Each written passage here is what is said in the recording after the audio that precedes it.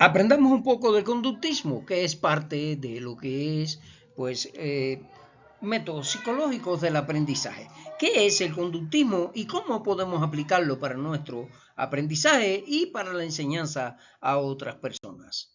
El conductismo en el aprendizaje lo podemos ver como, también se le dice behaviorismo, del inglés behavior. Es una corriente psicológica que estudia la conducta manifiesta y observable. La conducta es entendida como la relación entre un conjunto de estímulos y otro de respuestas.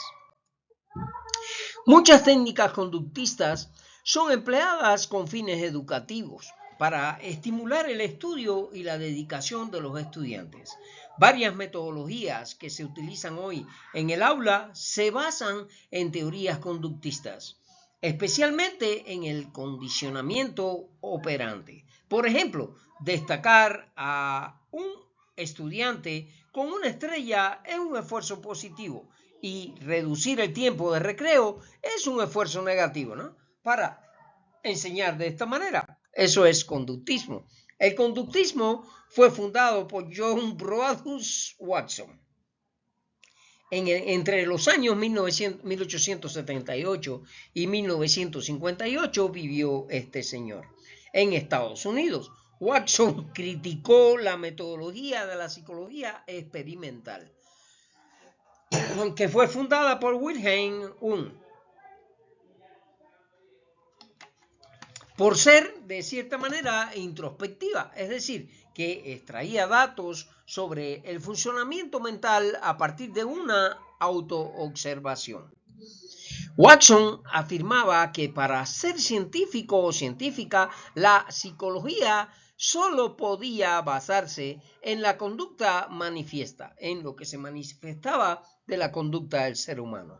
Conceptos como la mente o la conciencia no podían ser estudiados objetivamente. Existen más de 10 tipos de conductismo. Fíjense que no es algo tan sencillo.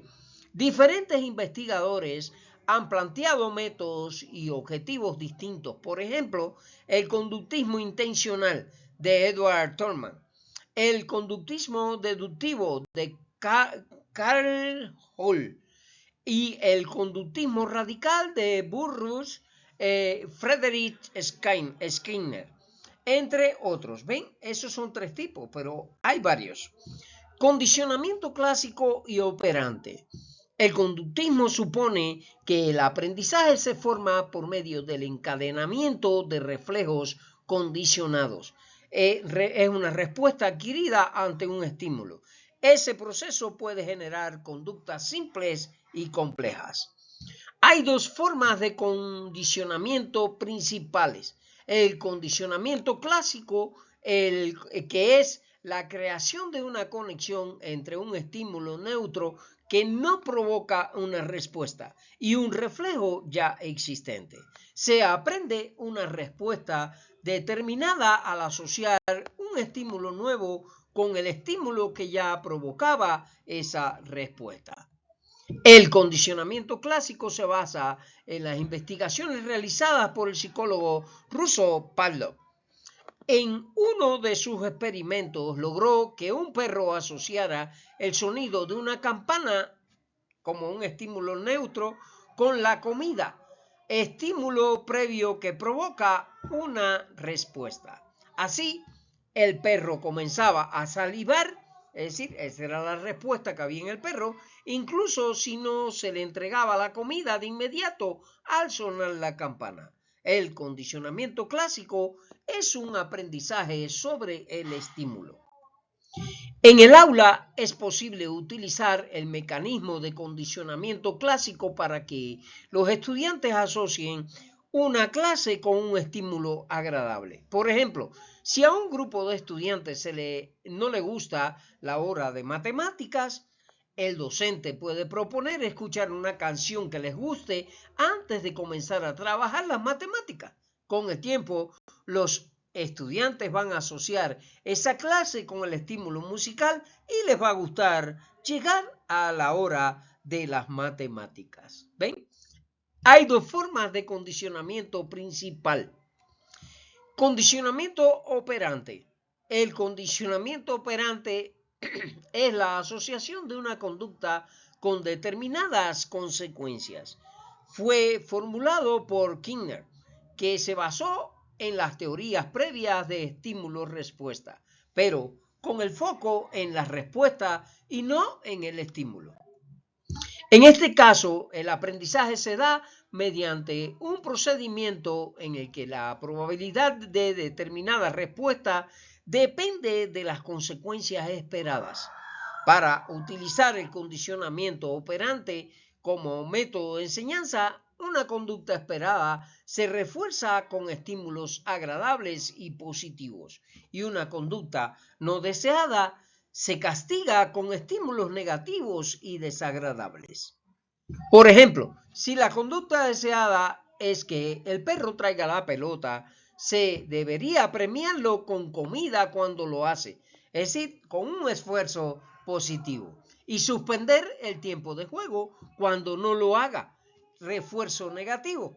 ¿Te das cuenta cómo se utiliza en el conductismo? Pues el manejo de la conducta de animales y de personas también. En el aula, el condicionamiento operante se utiliza con frecuencia para reforzar y estimular las conductas que se consideran adecuadas y extinguir las que no se consideran adecuadas. Por ejemplo, los estudiantes realizan un trabajo grupal de forma colaborativa y reciben una felicitación por su comportamiento. ¿Ok? Ejemplos de conductismos en el aula. Premiar la intervención. Muchos docentes entregan un sticker o una pegatina a los chicos que intervienen en clases o hacen bien sus asignaciones o sus tareas, a modo de reconocimiento público de su buen desempeño. De esta manera se estimula esa conducta y se desestimula lo contrario. Castigar el mal comportamiento, bueno, también se utiliza en el aula. Un alumno que conversa continuamente en clase debe ser castigado cambiándolo de lugar o pidiéndole que se retire del aula. Esto haría que la conducta sea asociada con una consecuencia negativa y se modifique. También se puede utilizar en el formato de restar y sumar puntos.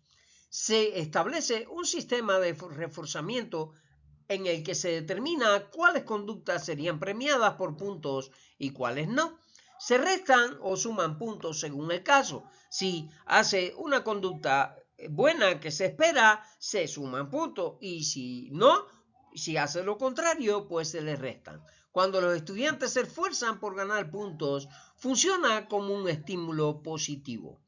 Aproximar sucesivamente la conducta es otro de las actividades que se realizan en el aula. Bueno, se trata de acercar una conducta compleja o que lleva varios pasos gradualmente. Por ejemplo, en un grupo de niños pequeños se quiere lograr autonomía a la hora de merendar. Para esto, se incentiva primero a que tomen sus comidas, sus desayunos, lo que llevan para merendar en el aula. Luego que busquen su vaso y por último que se sienten. Cada paso hacia la conducta deseada es reforzado positivamente con palabras. Realizar ejercicios de repetición también se puede aplicar buscando el conductismo. Se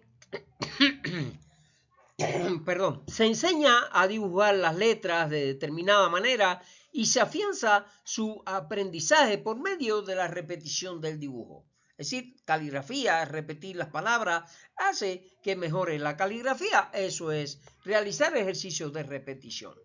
O las tablas en forma de canción, como quiera que sea, la repetición, eso es para reforzar el conocimiento también. Y otra forma de hacerlo es otorgar privilegios. el estudiante que termina sus tareas en un tiempo determinado puede elegir dónde sentarse al día siguiente. Un ejemplo, en el caso de niños pequeños, el privilegio puede ser elegir primero a qué jugar. Establecer conductas esperadas también se puede emplear. Se comunica claramente lo que se espera que hagan los estudiantes y se plasma en un afiche o cartel, pautando consecuencias negativas ante su incumplimiento. Enviar notas por escrito. Se refuerzan las conductas positivas por medio de una nota de felicitación en la que se indica en qué momento un estudiante se comportó adecuadamente. También puede ser un refuerzo negativo en el que se indique el comportamiento inadecuado para escolares de primeros años. Es común la utilización de imágenes, caras felices y caras tristes. Esas notas se le pueden enviar también a los padres y así los chicos pues tratan de comportarse correctamente y de hacer las cosas bien. Moldear la conducta. Se trata de que los docentes se comporten de la forma en que esperan que lo hagan sus alumnos. Por ejemplo, siendo amables, respetando turnos para hablar, evitando gritar, resolviendo los problemas a través de conversaciones. Establecer rutinas. Las rutinas constantes y claras son una forma de condicionamiento porque al seguirlas regularmente generan que los estudiantes tengan y puedan predecir lo que va a suceder. Llegar a la escuela y saludar a la bandera. Esperar a que suene el timbre para salir. Ventajas y desventajas del conductismo en el aula. Recuerden que esa no fue la única teoría psicológica para el aprendizaje, hay muchas más.